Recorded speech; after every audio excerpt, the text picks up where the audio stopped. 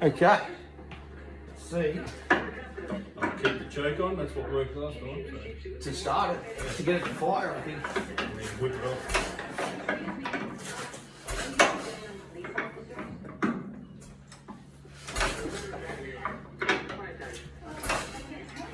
Probably think it's going to go through flooded. Choke's off there.